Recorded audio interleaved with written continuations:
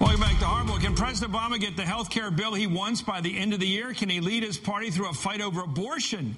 And how can he help them keep control of Congress next year when he's not on the ballot? David Plouffe was President Obama's campaign manager in 2008. His new book is called The Audacity to Win, The Inside Story and Lessons of Barack Obama's Historic Victory. David, thank you for joining us. I first want to clear up something. We had a report a moment ago that bishops of the Catholic Church were actually on Capitol Hill this week, and apparently staffers from the U.S. Conference of Bishops were doing the lobbying, not the actual bishops. I want to clear that up. It's important.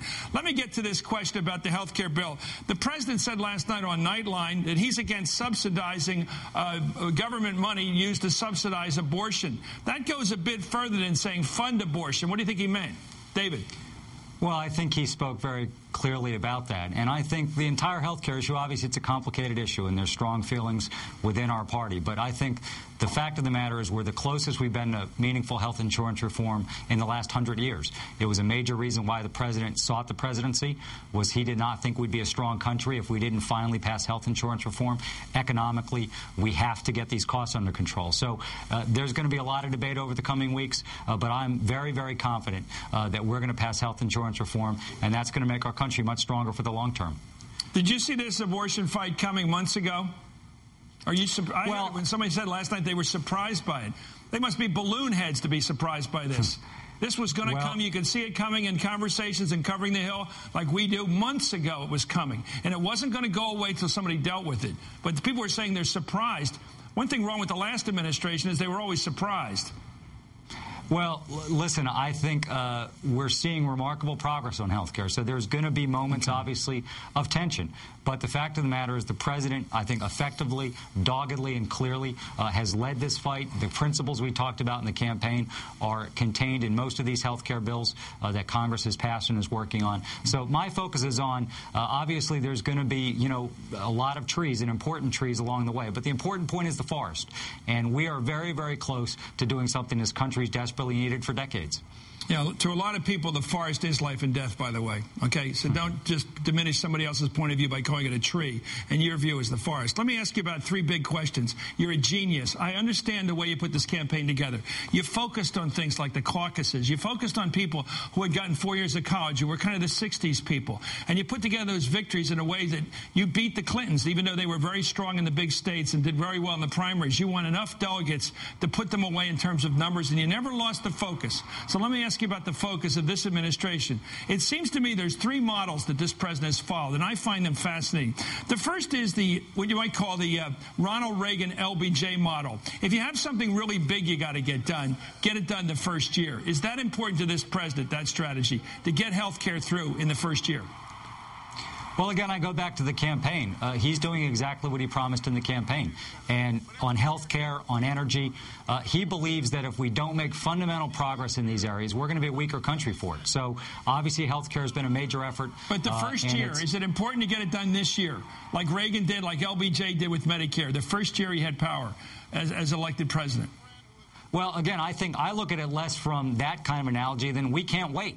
We can't allow more people not to have health care. We can't allow more people. So that's a value judgment, sure. Yeah. I'm talking politics and political strategy. Does it have to get done, or is it easier to get it done during an election year like next year when you have the Congress up for re-election? Is it easier next year than this year? I'll ask it that way. Well, I'll actually say that a lot of questions emanating in Washington, they think everything has to do with political strategy. And this is a case of something he feels so strongly about. Okay. So he doesn't think we can wait, and I think before too long we're going to get it passed. Okay, here's a case of clear political strategy. I call it the Chicago model. The focus this president and his team, like Axe and the others, have put on these screamers out there like Rush Limbaugh and Glenn Beck and the rest of them out there. He has really put the spotlight on them and kept the spotlight away from the Republican leaders in the Congress, suggesting that there's really a governing party, the Democratic Party, that's trying to get things done for the people, and a bunch of critics out there. That's really the choice. There's not a choice between two governing parties. Do you sense there's strategy behind putting the spotlight on people like Limbaugh and Beck by people like your former colleagues and perhaps future colleagues, Axelrod and the rest of them? Well, I just think it's reality. Is that strategy, or is it just sort of day-to-day tactics? I just think it's the reality. The truth is that the Palin, Limbaugh, Beck wing of the party are calling many of the shots now. They purged a moderate woman out of that race in New York last week. I think they're not going to stop there.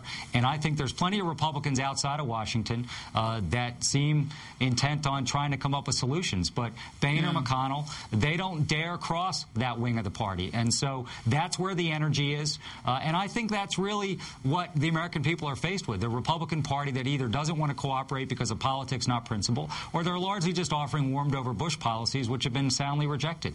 So it's not really strategic on the part of the president hardly ever to mention the names of McConnell, the Republican leader, or Boehner, the Republican leader in the House. He never seems to mention their names, whereas you hear a lot of the White House talking about the Limbaugh Palin crowd, as you put it. Well, I think that's where all the energy is. No, I just think that's where all the energy is. Never mentioning the leaders of the opposition, that's kind of odd, isn't it? Well, I'm sure the leaders have been mentioned. But the point is that, and listen, you don't see those leaders dare cross the Palins and the Limbaughs of the Becks because, again, that's where the energy is. And listen, in the House of Representatives, there's very few Republican House members that have to be concerned about a general election because we've won a lot of those seats. So they're concerned about their base. Interesting. I'm going to give that some thought. Let me ask you about this Lincoln thing. Your president, our president, came out of Lincoln country, the land of Lincoln, Illinois. He believed in, I think, the Doris Kearns Goodwin book about the team of rivals. He named Hillary Clinton, to the surprise of many, his Secretary of State. My hunch is it has to do with more than foreign policy. And help me here, please, at least once. Is it about domestic policy as well? Is it about uniting the Democratic Party at home? Oh, no. I mean, I think that, listen, I write about this in the book. You know, he obviously carefully thought about her as vice president because she's got a unique set of skills. And I think this was an inspired choice because when Secretary of Clinton travels around the world, she leaves an enormous footprint. And that helps, I think, promote American values. It certainly allows us to be more effective. So I think they're a terrific team. And I think that she's doing tremendous work. And again, when she travels around the world, I'm actually less interested, quite frankly, in the press back home than the press she gets overseas. Okay. And the impact What about the impact on the Democratic? I lived through the fight between Ted Kennedy and Jimmy Carter, working for Jimmy Carter as a speechwriter. Let me tell you, the Democratic Party was very much divided. It's not today. I will argue, you don't have to agree with me because I know I'm right, because the Clintons are in the team. Bill Clinton was up there on the Hill today fighting for health care. Hillary Clinton's been a soldier in this campaign of making this presidency work. You're not going to even allow that, are you? You don't allow any of the strategic thinking that you engage in. You don't admit that there was something really strategic about putting Hillary at state. Strategic about what's best for the country and our foreign policy, not about politics. I'll tell you this, Chris, I was there in the campaign every day. No, it wasn't about uniting the party. It wasn't about uniting the party. Let me finish. I was there in the campaign every day, so I think I have some more inside sense of this. Right away, no, I agree, but right after the primary. Well, right after the primary, I'm talking back in June of 2008, you know, Hillary Clinton did a remarkable thing, I think, of sending the message very clearly. The primary's over. It was tough. It was long. We need to come together. President Clinton did a lot for us. So I think we're unified way back then. So the president who loves Lincoln and studies him and is one of the great readers ever to be president did not engage in a strategy of team of rivals, of bringing together the people he had as enemies in the campaign as rivals and brought them in aboard so that he could unite the country. He didn't do that consciously, you're saying? He brought in the people he thought were best, even if they had been rivals. And I think that speaks well of the president, which was even if people had run against him or had been for our opponents, he was going to bring in the people he thought would make up the best team. Okay. Let me ask you this. On the 6 people you mentioned in your book, let's get to tactics. You mentioned there were 6 finalists for the presidency, for the vice presidency.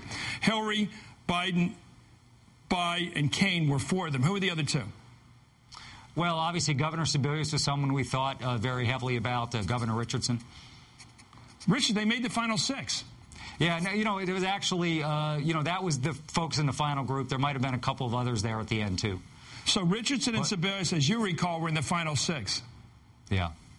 It's been a while now, but you've broken your own record. You've given me some news tonight, David. Thank you. A hell of a book, David Plouffe, who seems to be mad at me for some reason. But anyway, I think there is strategic thinking going on in this White House like there was in the campaign. Dare me to be wrong, but I think I'm right. Anyway, thank you. The Audacity to Win by David Plouffe. It's going to be a big book.